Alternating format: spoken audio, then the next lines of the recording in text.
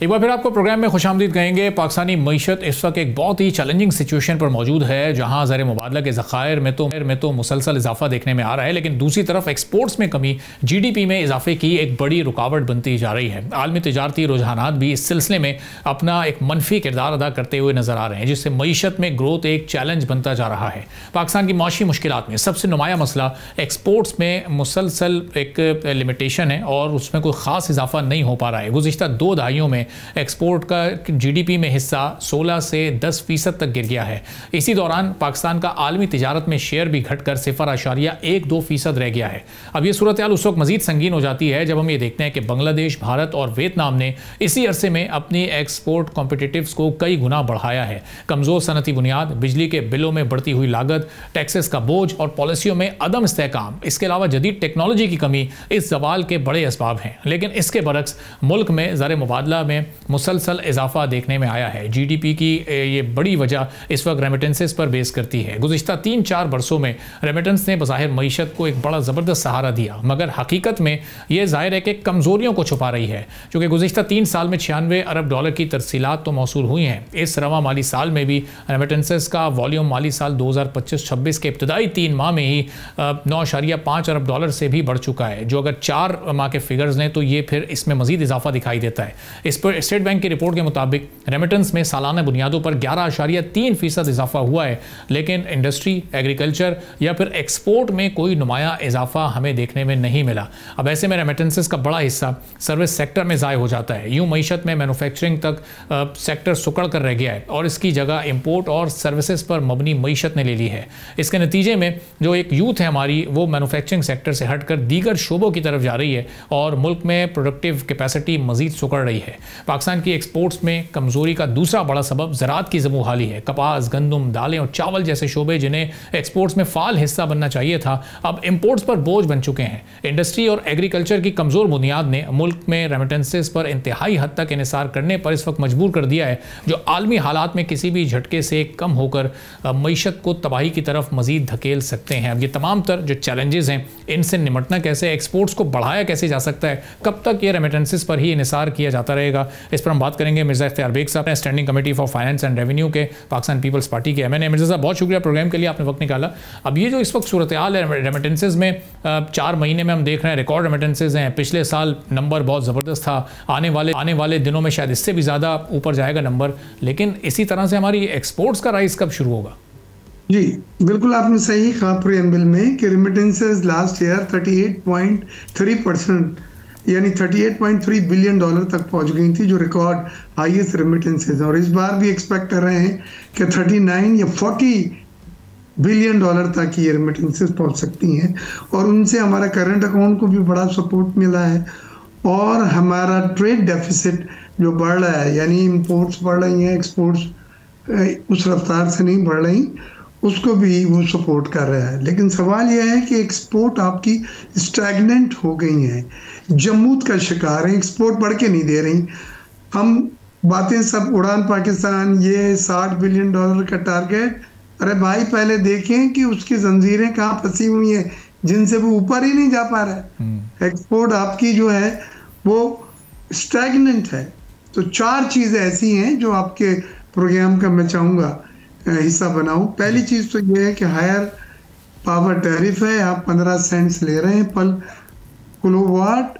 आपका कॉम्पिटिटर्स जिसमें इंडिया है, बांग्लादेश है, वियतनाम है, 8 और 9 सेंट्स के ऊपर बिजली दे रहा है। यही हाल गैस का है, कहीं पे 1/3 कीमत पे, कहीं पे आधी कीमत पे बांग्लादेश से खासतौर से मैं कंपेयर कर सकता हूँ। उसके साथ साथ रुपी आपका बढ़ के नहीं दे रहा है, यानी रुपी को हमने कंट्रोल रखा हुआ है वही 278 के ऊपर। लिहाजा एक्सपोर्टर को रुपी रियलाइजेशन कम मिल रही है। वो यही कहता है कि जी या डेप्रिशिएट करो या इसका फ्री ओपन मार्केट में खुला छोड़ दो ताकि रुपी जो है वो डेप्रिशिएट हो और मुझे डॉलर के गेंस ज़्यादा पैसे रियलाइज हो।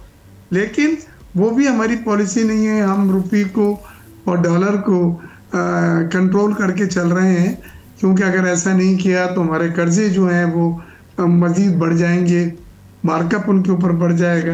अब सवाल ये है कि इस सूरत हाल में फिर क्या किया जाए।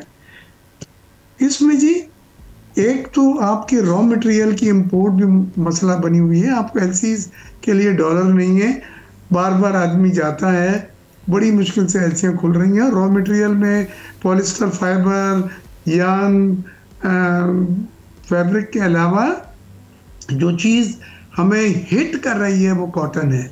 कॉटन की फसल गुज़िश्ता साल पिटी है 13 मिलियन बेल से वो सिर्फ 5 मिलियन बेल पे आ गई है, और इस साल भी कॉटन की फसल जो है वो आधी भी नहीं मिलनी है टारगेट का।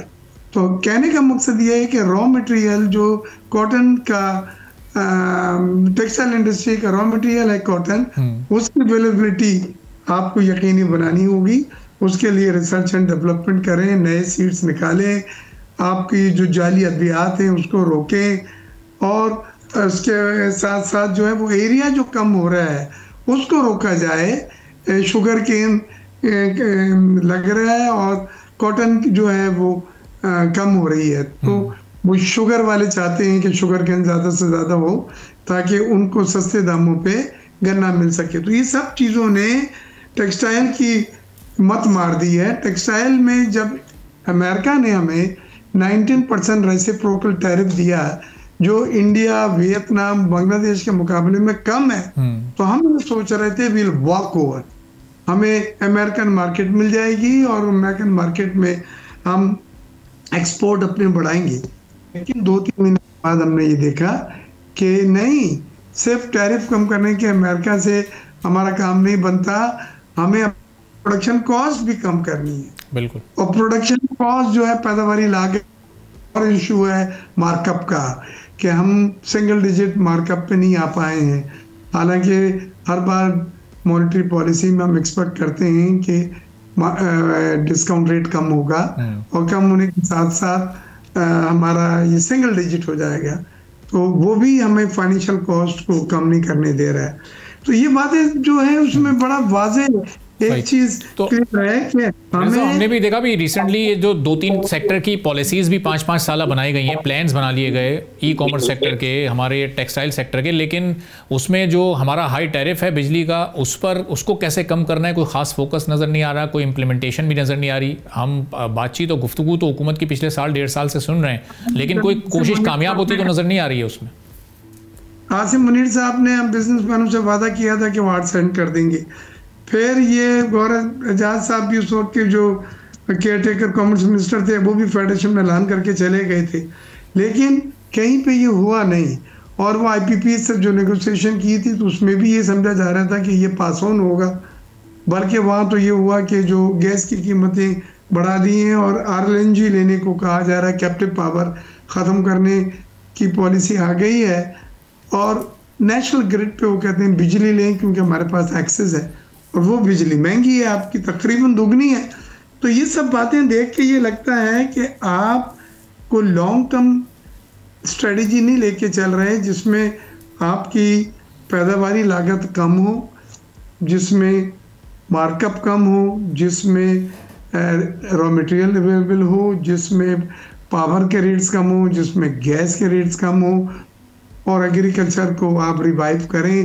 क्योंकि अगर आप टेक्सटाइल की या वैल्यू एडेड टेक्सटाइल की बात कर रहे हैं तो cotton raw material is a must, उसको हमने लोकल अवेलेबिलिटी उसकी रखनी। आप इंपोर्ट करके compete नहीं कर सकते अपने कॉम्पिटिटर्स को, वो महंगा पड़ता है।